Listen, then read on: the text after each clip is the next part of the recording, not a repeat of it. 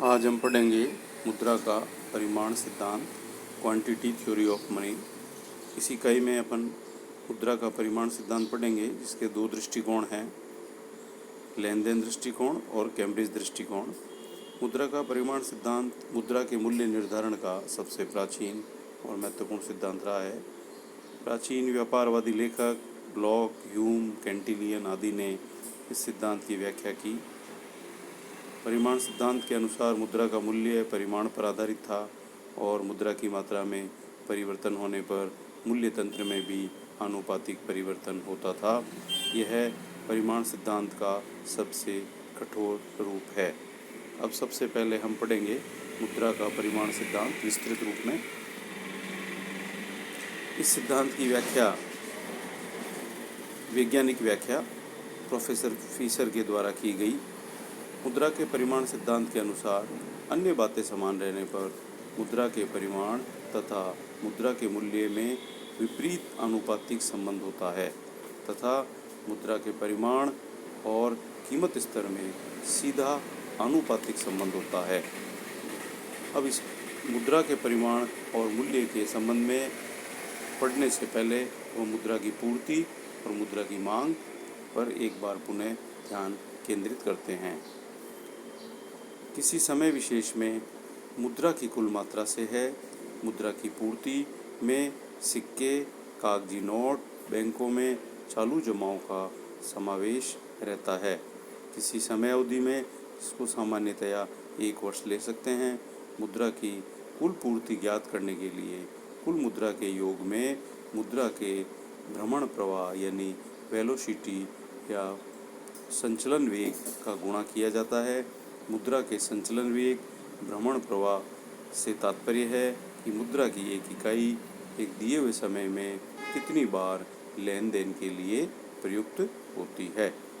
Professor Robertson ने बताया कि मुद्रा की पूर्ति को निष्क्रिय मुद्रा या बैठी हुई मुद्रा तथा मुद्रा के भ्रमण प्रवाह को सक्रिय मुद्रा या उड़ती हुई मुद्रा कहा जाता है। भ्रमण प्रवाह से सक्रिय मुद्रा का मतलब है जो काम में आती है लेन देन के। एक होती है निष्क्रिय मुद्रा, जिसको हम बैठी हुई मुद्रा भी कहते हैं।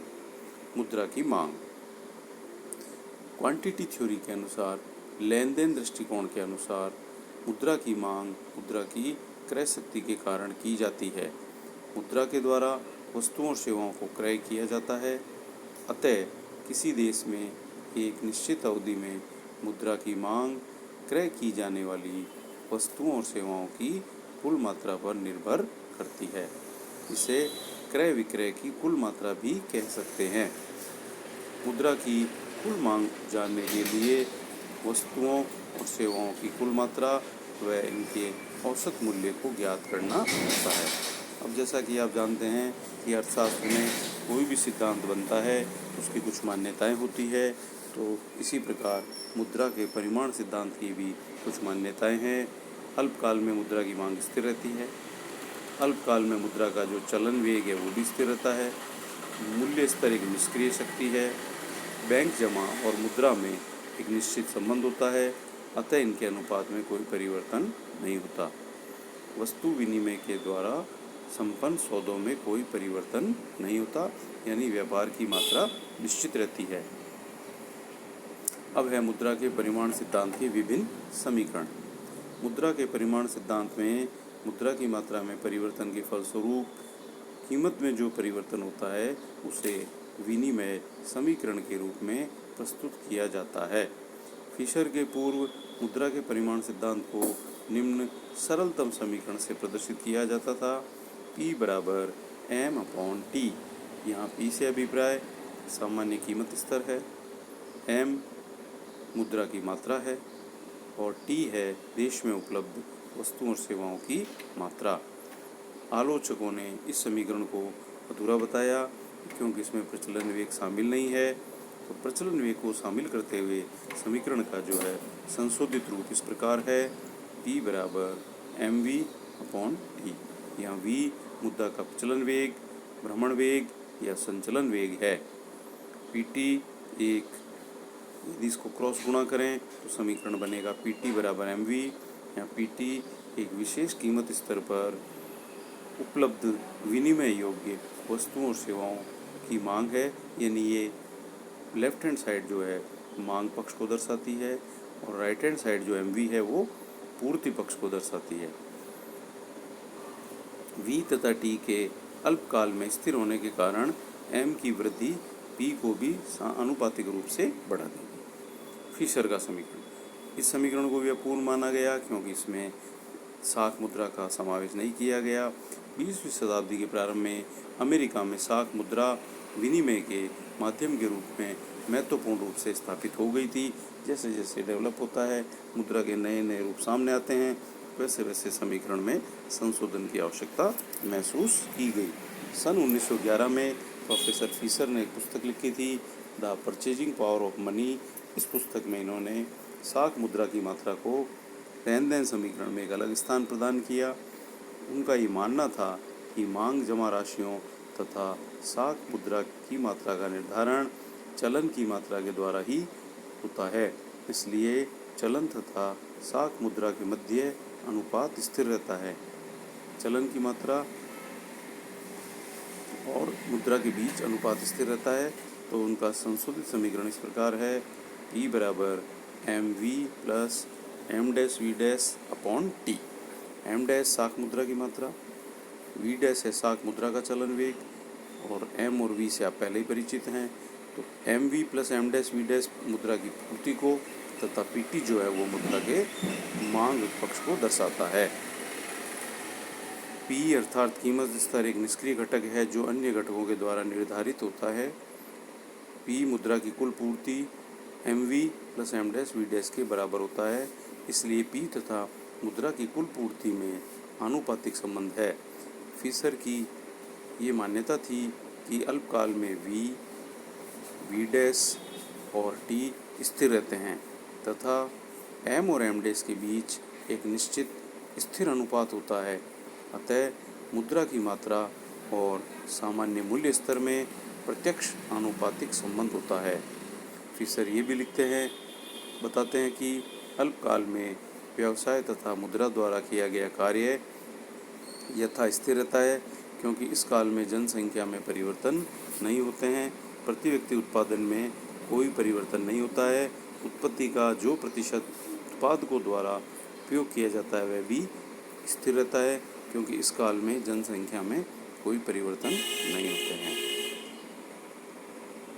इस संबंध को अब हम एक आरेख द्वारा प्रदर्शित करते हैं क्योंकि मुद्रा का मूल्य और मुद्रा की मात्रा में समानुपातिक संबंध होता है, अतः इन दोनों के बीच जो आरेख है वो एक धनात्मक ढाल की रेखा के रूप में सामने आती है जो दोनों अक्षों के साथ 45 डिग्री का कोण बनाती है। एक्स अक्ष पे मुद्रा की मात्रा और वाई अक्ष पे कीमत स्तर है। प्रारंभिक मुद्रा यदि OM है तो मूल्य स्तर OP है।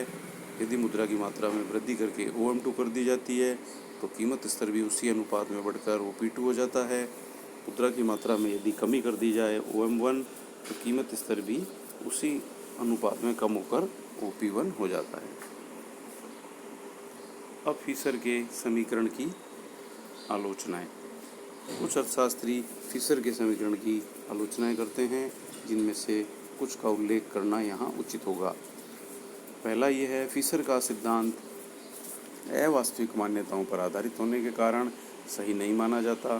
फिशर ने अल्पकाल में वी व टी को स्थिर माना है, वास्तविकता में वी व टी में न केवल दीर्घकाल में वरन अल्पकाल में भी परिवर्तन हो जाते हैं जिनका प्रभाव कीमत स्तर पर पड़ता है। तेजी के समय मुद्रा का प्रचलन वेग बढ़ जाता है और मंदी के समय कम हो जाता है। टी में भी अल्पकाल में परिवर्तन होते रहते हैं। महंगाई के समय औद्योगिक क्रियाशीलता बढ़ जाती है जिसके फलस्वरूप लेन देन के परिमाण में भी वृद्धि हो जाती है। तो फिशर ने अपनी मान्यताओं में एम वी और वी डैश को जो स्वतंत्र इकाई माना था, अर्थात ये एक दूसरे पर कोई प्रभाव नहीं डालती, वास्तविकता ये है कि ये एक दूसरे को प्रभावित करती हैं। नंबर 2 है, यह सिद्धांत ये स्पष्ट नहीं करता कि मुद्रा की पूर्ति में परिवर्तन का मूल्य स्तर पर किस प्रकार प्रभाव पड़ता है, उस प्रभाव का पथ या मार्ग क्या होता है। किन्स ने इसकी आलोचना की है। किन्स के अनुसार मौद्रिक सिद्धांतों की स्वाभाविक समस्या द्रव्य की कुल मात्रा व इसके बदले में मिलने वाली वस्तुओं में केवल स्थायी समीकरण स्थापित करना ही नहीं है, परंतु सिद्धांत का मुख्य कार्य तो इस समस्या के विभिन्न तत्वों की व्याख्या करना होना चाहिए। इस सिद्धांत व्यापार चक्रों की व्याख्या नहीं कर पाया। पॉट्रे ने व्यापार चक्र को एक विशुद्ध मौद्रिक तत्व माना है। उनके अनुसार जो है मुद्रा के परिमाण में वृद्धि से, तेजी व कमी से मंदी का सृजन होता है, किंतु आधुनिक समय में स्पष्ट हो गया है कि केवल मुद्रा प्रसार ही इसके लिए तेजी और मंदी के लिए जिम्मेवार नहीं है। मुद्रा की मात्रा में कमी बिना आए भी कभी कभी मंदी आ जाती है, जैसा कि आप अभी देख रहे हैं कोविड काल में जो है मंदी की स्थिति का पूरा विश्व सामना करना पड़ रहा है। चौथा है मुद्रा के परिमाण सिद्धांत में मुद्रा की पूर्ति पर बहुत अधिक बल दिया है, मुद्रा की मांग की इसमें उपेक्षा की है, यानी ये सिद्धांत ये कहा जा सकता है कि एक पक्षीय है। पांचवा, यह सिद्धांत मुद्रा के दीर्घकालीन मूल्य का विश्लेषण करता है। किन्स का ये मानना है कि दीर्घकालीन की बजाय अल्पकालीन विश्लेषण ज़्यादा व्यावहारिक होते हैं।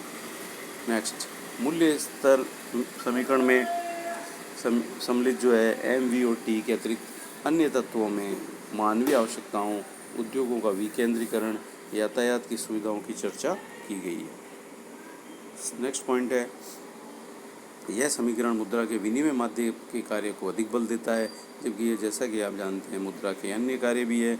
मुद्रा का जो है संचय कार्य भी काफ़ी महत्वपूर्ण होता है, क्योंकि व्यक्ति अपनी वर्तमान आवश्यकता की पूर्ति के साथ साथ भविष्य की सुरक्षा पर भी बल देता है।